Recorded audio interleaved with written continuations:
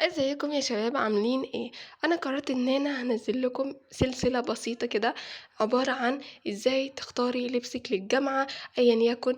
هدوم، شنط، كاوتشات، طرح، كل الحاجات دي هنتكلم فيها في السلسلة دي، فكملي معايا السلسلة للاخر. قررت اعمل سلسلة تغنيكي عن كل الفيديوهات اللي ممكن تسمعيها بخصوص اللبس وازاي تنظمي لبسك.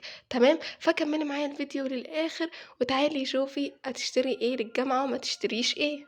اول حاجة مهمة جدا في لبس الجامعة وأساسية أيا يكن هتلبسيها تحت بلوزة تحت شميز، وهي البيزك. البيزك بكل أنواعه، بكم أو بنص كم. أنا هوريكم عندي بيزك، عندي أكتر من واحد، في بكم وفي بنص كم، بس أنا هوريكم اللي معايا ده بكم أهو يا شباب. هوريكم شكله. عامة هو القماشة اللي هي الضيقة اللي هي بتتمط لما بتلبسيها. هوريكم شكلها اهو. اول مثلا ما بتلبسيها بتتمط معاكي كده، تتمطي كده بصي. تمام. فهي البيزك ده مهم جدا في اللبس. انا يا شباب عندي الالوان دي، عندي برجندي وعندي اللون ده هو شبيه للون ده بس درجة غامقة شوية، وعندي احمر وعندي اسود. دول الاربع الوان اللي عندي، في منهم بكم وفي بنص كم. انا وريتكم اللي بكم وفي طبعا بنص كم. ده مهم جدا في الجامعة. من اساسيات لبس الجامعة الطرح، والطرح دي لازم تختاري طرحة تليق معاكي مع كل اللبس اللي هتختاريه. لازم الجيبة تكون لايقة مع البلوزة ولايقة مع الطرحة، وتاخدي الوان اساسية تقدري تشكليها على اكتر من بلوزة واكتر من جيبة. تمام تمام. عامة انا هحط لكم شكل استند الطرح هنا، في كل انواع الطرح عامة، بس احلى طرح شفتها هي الموديل دي يا شباب. نوع موديل حلو جدا، بس المشكلة ان هو بتحتاجي تكويه، بس مش النوع اللي اعفن منه. في نوع اعفن منه موديل بتحتاجي تكويه، ده ممكن تكويه مرة ومرة لا، فبيسد معاكي في حوار الكوي وهكذا.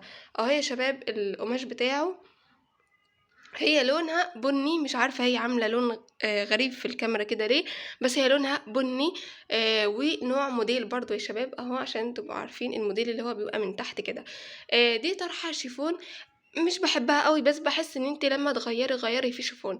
بس عامه ما تعتمديش الشيفون الوقتي موضه انتهت. انا جايبه منه حرفيا، بصوا انا جايبه منه اشكال كتير جدا. ده اللون اللافندر حرفيا جبت منه دوا، وجبت كمان اللون ده. دي عامه جميله جدا ولونها تحفه، بيليق معايا مع الوان انا ما كنتش متخيله انها ممكن تليق معايا فيه.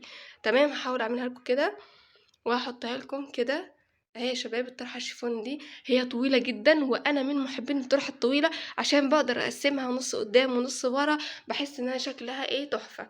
اهي يا شباب حرفيا هي طويله، بس انا عارفه ممكن غيركم يعني ما يحبش الطرحه الطويله، يحب الطرحه القصيره. انا عندي كل انواع الطرح. هوريكم طرح تاني برضو هي شيفون، بس الشكل بتاعها مختلف شويه، وهي دي هي اهي. ايوه نفس درجة اللون ده ونفس الشكل، وشيفون يا شباب عشان محدش يقول لي هي قماشة نوع ايه، هي شيفون برضو. وكمان عندي الطرح دي انا بعتمدها الايام دي كتير جدا وبحبها.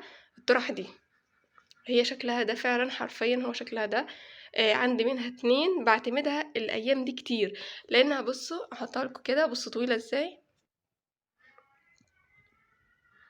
طويلة وشكلها جميل يعني في اللبس شكلها تحفة. اللي هي بص مقسمة مثلا من النص لون فاتح ومن تحت لون غامق. تمام، هي دي عندي منها 2 بس لونين مختلفين تماما.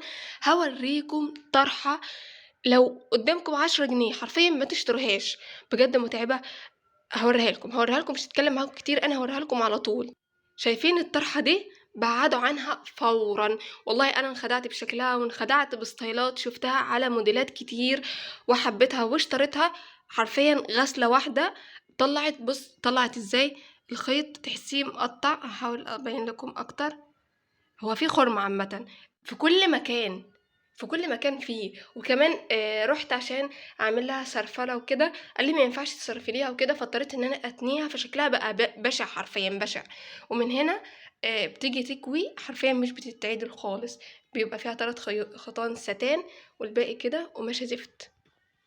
فنصيحة مني الطرح دي ما تستخدموهاش ولا تشتروها، خسارة فيها الفلوس، من الآخر هتتعبكم وهتبهدلكم ومش عملية خالص. طيب الخلاصة، طب أجيب إيه وما أجيبش إيه؟ شايفة الطرح دي؟ هحط لكم صور لها كتير جدا، هي طرح جميلة، هي بتتكوي بس في أنواع مش بتتكوي كتير، هحط لكم صورها هنا وهنا وهنا، هحطها لكم. تحفة جدا، اشتريها. الطرح الموديل اللي انا حطيتها لكم في اول الفيديو هحطها لكم تاني، صورتها تحفة جدا جدا. تمام. وهقولها اخر مرة، شيفون لا. شايفة اختك جايبة ما شاء الله كل الوان الشيفون حرفيا، ولا كأني كنت ببيع شيفون. شايفين؟ شيفون لا، مش بلبسهم. آه فنصيحة، هاتي واحدة بس طويلة، ما تجيبيش كل الشيفون ده، هيترمي ومش هتستخدميه. وها يا شباب شكل الطرحة تاني، عشان تكونوا عارفين ان دي بتليق مع كل الستايلات. تمام. الخلاصة، انواع الطرح الحلال فيها الفلوس اللي هتستخدميها مع كل الستايلات اهي واهي واهي، ومعاهم الجل. نتكلم بقى على الحاجات اللي بتثبت لنا الطرحة، وهي البندانات. انا مش بتعامل الا مع البندانات دي، حرفيا هي تحفة، وقماشتها بتمط، قماشتها يا جماعة بتمط، عشان كده انا بحب اشتري دي.